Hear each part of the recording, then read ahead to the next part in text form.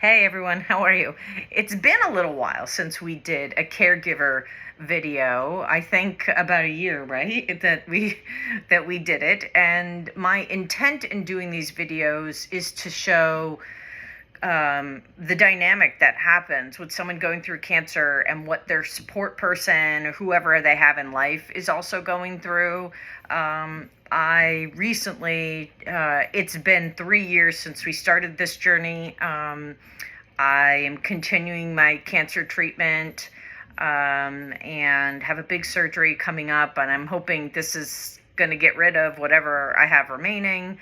For those of you finding me for the first time, I was diagnosed with stage 4 colon cancer 3 years ago, about 4 or 5 weeks after the loss of my stillborn daughter and our stillborn daughter. It was a 1-2 punch like you wouldn't believe, and it was pretty urgent. They definitely rushed us to surgery. They were worried I had a tumor in my colon that was massive. They were worried would block it, and I also had my right ovary is supposed to be 2 or 3 centimeters naturally, and was 5 centimeters or 6 centimeters when I was first identified. And when they took it out, it was like close to 30. So it was a response to cancer, of course. So anyways, very eventful. The first video that you probably have already watched is about how both of us handled the beginning, the actual diagnosis, the surgery, and immediately following the surgery, and how that felt. It was my intent to kind of break all our experiences out and kind of go through all of them. But I think what might be better, and I was talking to Brian from a caregiver perspective, there's a lot of overlap across all of the situations that we go through. And so I want to take kind of the next 3 things that happened over the kind of preceding few years, take those next 3 things, the balance of my chemo treatment. So when I post-surgery, I was part of my protocol was 12 sessions of chemo, and I did 6 pretty much in the fall and 6 in the spring, 1 session every other week. And I want to specifically talk about kind of the back half or the back 6 of those, because that was a pretty intense time and very challenging for me to go through. So I think it would be great to get Brian's point of view on that. And then the other thing that I wanted to talk about, or the other 2 things, was in February of 23, I was identified with a reoccurrence. So I had to do additional chemo and surgery. And then just this past April, we saw something in January on my scans, but it got subtly bigger. So by April, we decided, the surgical oncologist and my oncologist both decided that it was a reoccurrence and I needed to go back on treatment again. And so I have completed 7 chemo treatments, and I'm about to do another HIPEC surgery in a couple of weeks. So anyway, so I thought it would be good to kind of take those 3 parts, the back 6 of my first set of chemo, the first reoccurrence and the second reoccurrence, and kind of put them together. And we'll talk through them chronologically, but I think lessons learned will definitely be repeated across each of these incidences. Brian, does that sound good? Sure. Yeah, okay. So I think one of the things to mention, starting off after I had surgery and started chemo, there was such an intense pressure. There was 4 or 5 weeks before surgery where I honestly thought this is the end of my life. Like, I will die as a result of this, because it's stage 4 and it's growing so fast, and how will they ever fix me? And I had all those fears. Brian had those as well. We handled them differently, but I was a mess and crying all the time, and seeing my boys and hoping I could see them again, and all these sad songs and etc. So it's pretty emotional. But after surgery, there was such an uplift. There was this feeling of like, wow, we crushed the surgery, like we got everything out, like you're gonna survive.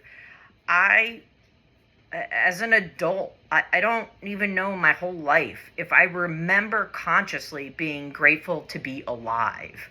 And I was really grateful to be alive. I did lose a bunch of weight in the hospital because I was, eating or having liquids and not able to eat solid foods, and it took me a while to gain my strength back. But once chemo started, and I was very afraid of chemo, getting the port in, which is a pretty easy process, but it's a sensitive process. It's not the most comfortable of processes. But I wasn't sure what chemo would feel like. Like, how would I feel? What would it be like? And I'm really grateful to people I knew that had gone through chemo before, who sent me, sucking candies, like sent me lotions. Like, so many of my good friends that are probably watching this now have participated in that, and I'm super grateful, and the cards and the love were outstanding. But I was really just so grateful to be alive. And it was the fall, and the weather was beautiful, and we were also finishing construction on our home, so I was on leave and enjoying the time off. I never in my career had been on leave like this, except mat leave, and that was three months, and close to 18 years ago. So it was a newer experience. But after 6 sessions of chemo, there was a cumulative impact of how chemo felt and what it did to my body. And I was physically frail. I was walking every day per, doctor's request. But I was physically frail, and I was starting to lose my executive functioning. So I actually went back to work, and my office was so good, and it's not like I had to work ridiculous hours or anything, but I just felt like I couldn't find the word to speak, and I don't know, I felt ashamed of that. I felt embarrassed by it. And the back half really took place January to April. And that January, we all got COVID, if you remember. I had to cordon myself off for a week from the guys because I was sick and my immune system was less, not as strong. And January was dark and snowy and cold, and we were miserable. Like, it just was like I couldn't see people. I really wasn't able to engage with anybody because I wasn't talking like myself. I really was crying quite a lot. I think it started to turn into a very, depression, and I was crying a bunch. And every time I would go to chemo in the morning, I would cry the whole way there. And just be like, why is this my life? And how come we lost Kit? And like, this isn't fair. And it was just, I know you guys see all these videos where I'm positive, but I don't and will not hide the sad parts, because they pop up like randomly too. It's not even like there's always rhyme or reason, right? No, it's always, it can just hit you out of the blue, or it can be devastating. It can be like, you can just get that, or you just don't want to do anything. And I mean, it's depression. It's just like, that's what it is. It's like you just want to like lay in bed or like literally just do nothing. And you can't do anything really. Yeah. You just gotta. It comes in waves. Definitely, you can have those moments, and then you can kind of. And for those of you watching, like, I had a great job, so I had benefits. They were helping me pay the bills to support our family. Brian is a painter. He's an artist. But, like, he wasn't inspired to paint during that time. And, like, I think maybe we were just starting to get back at it. Construction had slowed down. But it was just, like, emotionally really draining. And I remember in February of that year being at my sister's house and crying yet again about everything. And she just said, if there's anybody that deserves to have, like, anti-anxiety med or medical marijuana, like, it's you. And initially I was like, well, I don't need that stuff. Like, I can tough it out and I can do it. And she's like, but why would you have to? Like, if it could help you. And I will tell you that it really was a game changer. Like, but it took me a few weeks. Like, I think my next chemo session, I brought it up to the oncologist and to Dr. Lacey, and I was like afraid to bring it up, like a little bit ashamed that I was asking for marijuana or whatever. Like, what would she say? And she was like, of course, yeah, we can put that in for you right now. I'm glad you asked for it. Like, this is an intense time and you should have that support. And that was a huge lesson, because you don't need to do things on your own and asking for help. Like, I think I'm pretty good at saying, hello, I need some help here. But in that scenario, I thought I could toughen it out. And she's like, well, why do you have to? So I thought that was really important. And remember when I asked for that? How did you feel about that? I'm just curious. No, I was all when for it. I said, yeah, that definitely. You should definitely do it. There's just the process that you have to do online, and you have to. We're in the state of Connecticut. For caregivers, it's supplying. You have to fill out a form. Fill out forms and supply your driver's license, kind of stuff like that. The doctor refers you somehow, and they do it. Sometimes it's just with these electronic forms, it's like, oh, the doctor has to send it forward, and you're waiting. Did they do it, or is it because it's a caregiver? It's like, oh, she has to fill it out first, and then I have to fill it out. It can get a little bit like, why isn't this working? And then you kind of eventually figure it out. But it's a process. It's a process. Yeah, that's a really great point. I forgot about that, because Bri really handled the form to get it in. And I think it was kind of like mid to end of February when we talked to the oncologist. But then we probably filled the forms out by middle of March. I think my last treatment was August 5th or April 5th. Yeah. I think I got approved for it. We could actually go pick it up, and it was like 2 weeks before the actual final one.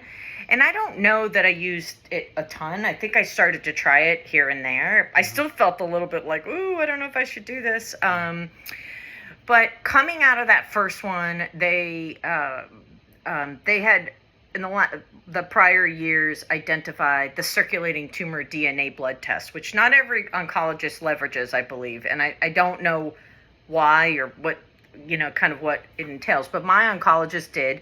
And the CT DNA blood test is an opportunity for them to take blood from your body to identify microparticles they actually genetically sequence the cancer tumors. This is how I understand it. I may not be 100% right, but they take the cancer tumors out of your body, genetically sequence them, and when you have stage 4, that stuff's moving around your body.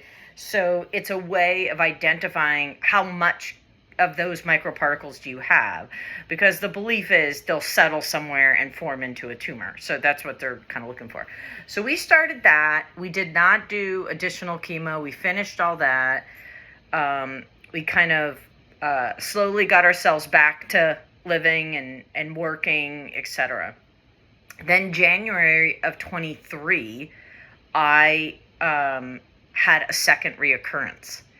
I should say this, and I understand not everybody's going to get this, or it might think it's silly and whatever, and obviously to each his own.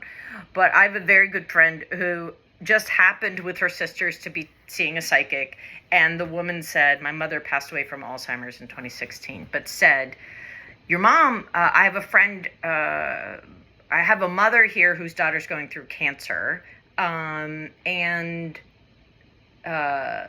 do any of you have that friend? And my friend was like, Molly, yes, okay. And my mom came through and basically said, I don't remember the verbatim because my brain doesn't work like that, but there's going to be a couple other things that are going to happen. Like, you're not 100% done, but you're going to survive this. And so for me, from that point on, the story in my head is I survived this because my mom told me so. And I know that's crazy for folks, and I get it. I talk a lot on this channel about reframing the mind. What I want to be really clear of is that if I go see a doctor, I'm not going to say, well, I don't believe you because my mom told me I'm going to survive, so I'm not going to do what you're saying. I do what the doctor says when they say it, how much they say it. I follow the doctor protocol. But in my heart, I know I'm surviving this. And, Brian used to say during that spring, and it's kind of a mantra, is like, you hear someone else's cancer story or you hear the numbers and you're like, oh my God, I'm going to die. And Brian's always like, not our story. Like, that's not our story. And it's a beautiful thing because it's a sad story when you see like a St. Jude's commercial with, God bless those young kids that have to deal with cancer. It's like, that's not fair. Like, it's hard enough for me to do it, let alone babies. Like, I can't, honestly, it makes me cry every single time. But when you see these situations where people talk about cancer, or you hear people are dying, or you see the stats, like, what do you say about stats? It's like the Star Wars Han Solo, like, never tell me the odds. Yeah. Just don't, I don't know. Yeah, I don't like looking at that stuff. But say more about that. Because it doesn't really serve me, because, or us. Or us, right.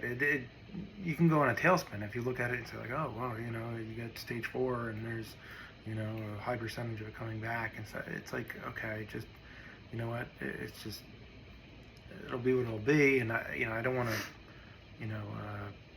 tailspin thinking about all this stuff. So, it might be a little bit of like, ostrich sticking your head in the sand, but if it helps me, then I'll, You'll own okay. It, yeah. I'll own it. But at the same time, Brian, it's not like you're like, well, don't go to the doctor because he's whatever. No, you're also right. equally Sure, like, let's no, follow you the follow rules. the Don't rules. forget that. You gotta do I mean, everything Brian the is doctor very says. much my structured support system from a healthcare perspective in the house. Like, hey, where's your med? Hey, did you take your med? Here's your med. Did you do this? Did you do that? So just to be clear, these are things we leverage to make ourselves feel better. Mm-hmm. But we still follow the game plan. Yeah. And like to Brian's point, like, look, do we have any, none of us get out of here alive, as they say, this is what, yeah. And, you can go through. What's his name that played Hannibal Lecter? Sir Anthony Hopkins says that joke that's like, no matter how hard you try, you don't get out of here alive. Like, all of us eventually will die. But it is my goal and our goal to be here another 40, 50, whatever, 60 years, however long I could live. That's the goal.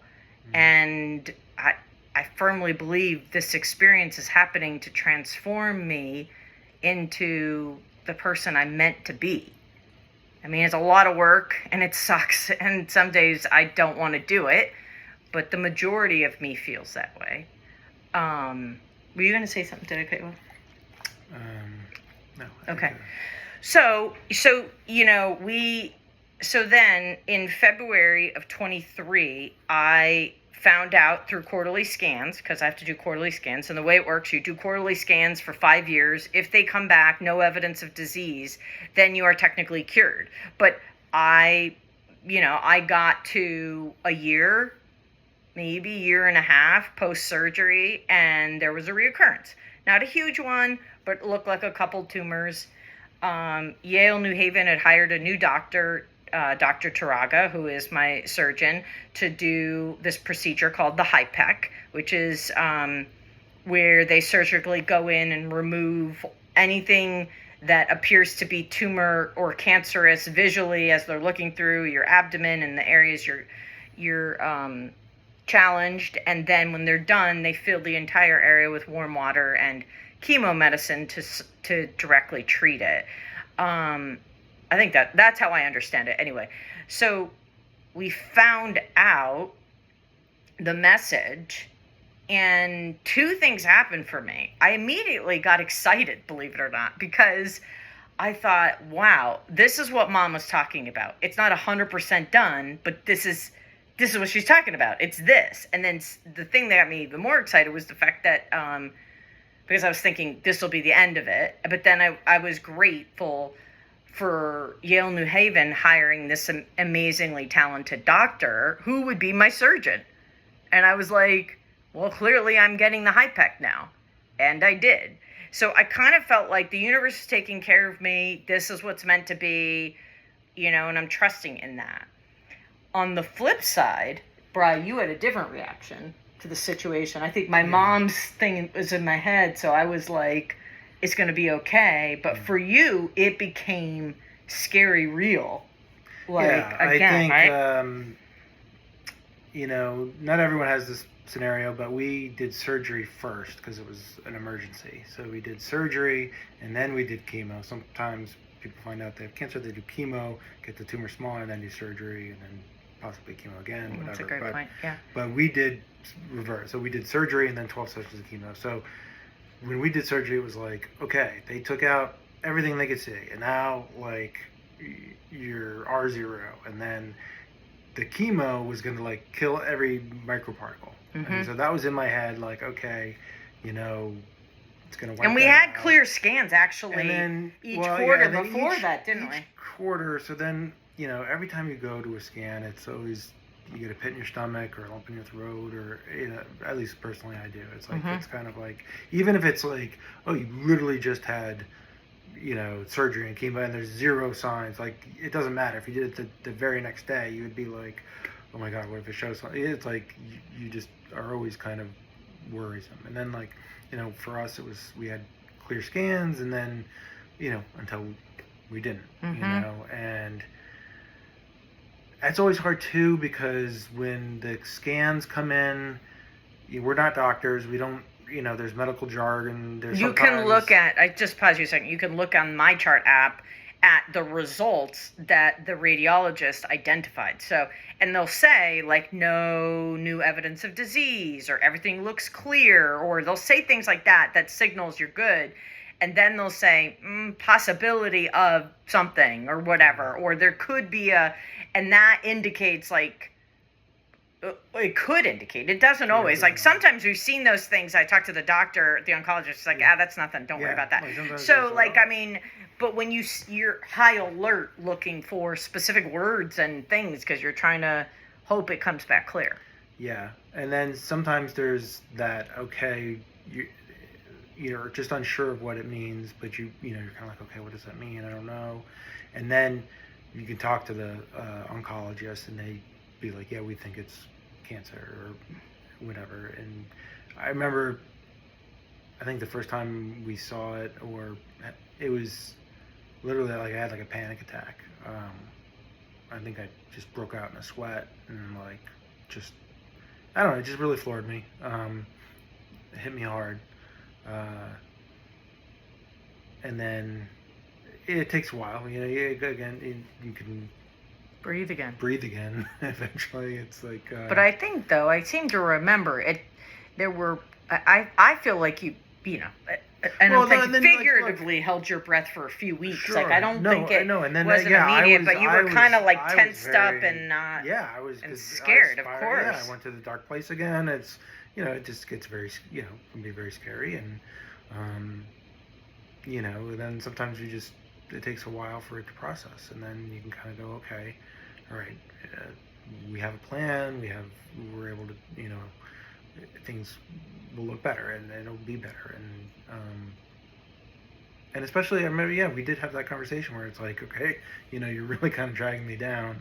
Well, I mean, I ultimately felt like, and he would never say this, but I just had a feeling, and when you're with someone 30 years, you just kind of know, but I don't know, I felt like he was like, this is the end or something, and you never said that. I'm not saying you felt that way, but it just felt so like there was no place for positivity, because he was like, feeling like, oh, this is bad, this is bad, this is bad, this is bad. And I finally just said to him, the line that he said to me over and over is like, this is not our story. Like, my story is to fucking survive this. I will survive this, and we will survive this. So knock it off and get back on the bus. Like, we have a place to go here, and I need you there. And I think it speaks to, honestly, the first year, I was such a shell of myself. Bride did everything. And thank God you did. Because, like, between the executive functioning, the loss of our daughter, not being able to eat really nothing felt comfortable. Like, it sucked. It just really sucked. And this go round, I was determined to do it a different way. I was just determined and very focused on it. And so I created the YouTube channel. I honestly think, Bri, that's when I encouraged you to start talking to a therapist too. And so that was in January. And so thank God you had a therapist on dial when this happened. I mean, you know, we were in a better state overall, I think. But it was a challenging time for sure. But I only had to do 6 chemo sessions, so I didn't have the same rate of impact, which was good. I had gained 30 pounds from the prior year because I was in menopause, and all of you know that are in menopause, like it just food and diet and all that stuff gets screwed up with the hormones. So they had to give me more chemo because it's all based off your weight. So the chemo was intense. But my mindset and my heart was like, I will beat this. I've got the best surgeon. The universe is lighting up the saving people to help me. I'm going to nail this. It's going to be okay. And so I was greatly positive throughout it. Yeah, I think, obviously, it impacts everyone different. And I think the second time, the chemo affected your hair loss a little more intensely, which was hard because you're like, whoa, like in the first one, with colon cancer, usually you don't lose all your hairs. It thins. It thins, and you kind of, but probably because it was a heavier dose, it just affected. And it also supposedly, it depends, everyone's hair grows at a different rate, but it's like when in the cycle it hits, whether I started shedding my hair. So like yeah, the first so it happened session. a lot, and then whether it just affected you. Honestly, the hair just loss has that was always a huge been thing, and yeah. then I think as a caregiver, like I didn't care. I didn't. No, Brian's always been really amazing like, at that. You look beautiful, and I don't care. Like it's like, oh, I can't go outside. My hair looks ridiculous. I'm like, I don't care. It doesn't matter. Yeah, I mean, I'm grateful. Brian's always been a partner that's like, I like you better with no makeup. I like you better when you're natural than anything else. And thank God for that. I mean, can't get more natural than this. But yeah, no, I mean, we've been a really good team, and there's definitely been some up and downs. We need to share more. I don't want this video to go too long, so we'll do another one to talk about the past reoccurrence and then what's coming up. But why don't we just go to lessons learned and share some lessons that you learned or I learned in those first 2 years. And we'll just pop it back and forth. Okay. Anything come up for you right away? When you look back. Just personally, be gentle with yourself, just mentally, because like you're gonna have those ups and downs, and sometimes, like, I mean, this is just a personal thing, but like, I'll feel guilty, like having these negative thoughts and be like, get out of your head, or like think it, I get like just kind of dumb superstitious things, like where like, oh, if I wear this t-shirt, like those kind of things, like, and I got to remind myself, like, look, that's, this ridiculous, and it's natural to have dark, bad feelings or sad feelings or whatever. Any thought I have doesn't, have really an impact, except for, if I how it makes you portray, feel, or what you do, what I do. That's a good lesson. But just because I had a negative thought that didn't make her sicker or anything like that.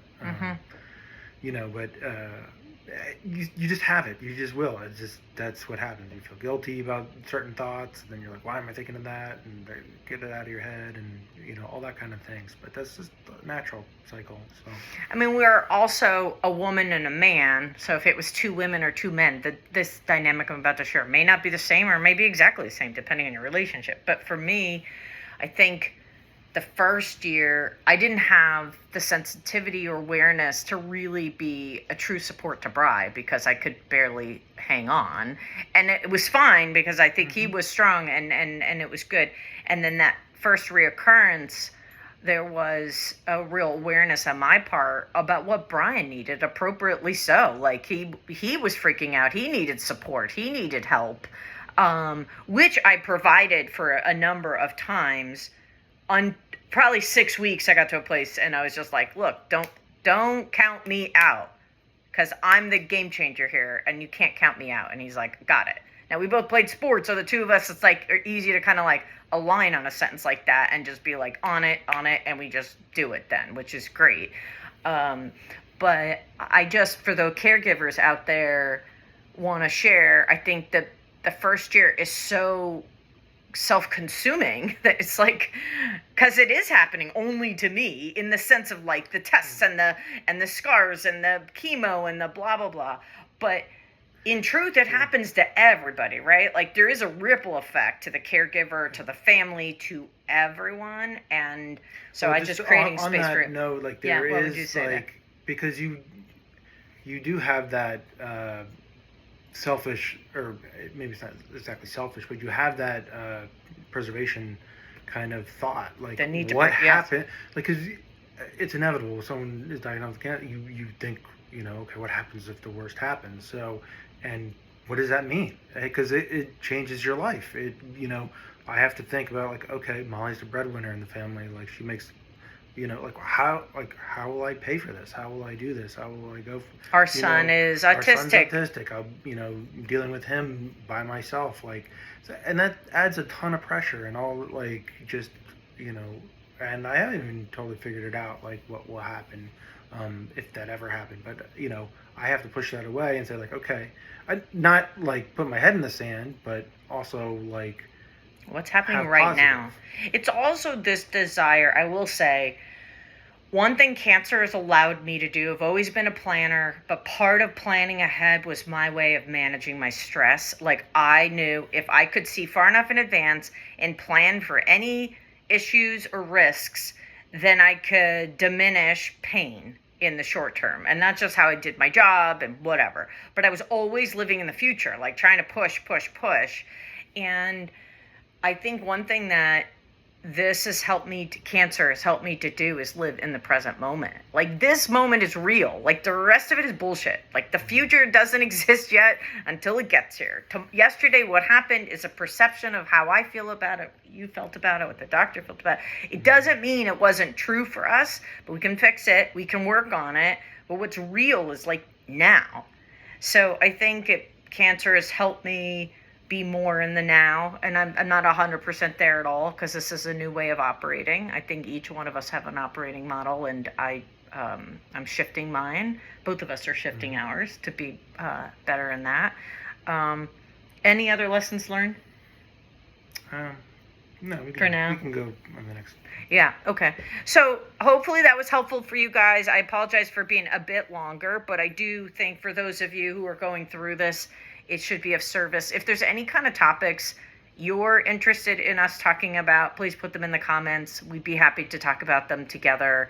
Thank you, Bri, for doing this with me. This channel was my big idea. I never really asked you permission to do it, but I'm grateful to have your partnership. Sure. Yeah, love you. I love you. Okay, bye everyone. Thanks for your love and support. We'll talk to you soon. Be good now. Bye.